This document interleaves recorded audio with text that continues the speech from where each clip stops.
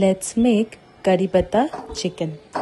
হলুদ দিয়ে দেবো, লঙ্কা পাউডার, ধনিয়া পাউডার, জিরা পাউডার, গোলমরিচের পাউডার, 1 চামচ চিকেন মশলা, আর দিয়ে দেবো আদা রসুনের পেস্ট, আর দিয়ে দেবো কিছুটা পেঁয়াজ কুচি আর টমেটো কুচি।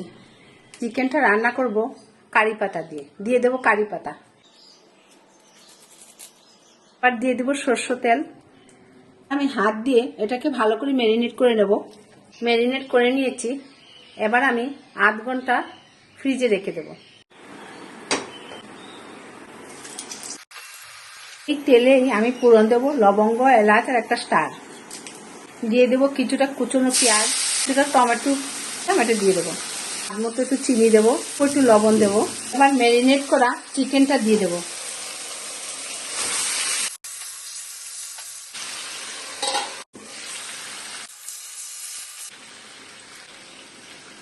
হাফ চামচ গরম মশলা পাউডার, স্বাদ মতো আর একটু লবণ দিয়ে দেবো, উষ্ণ গরম জল দেবো।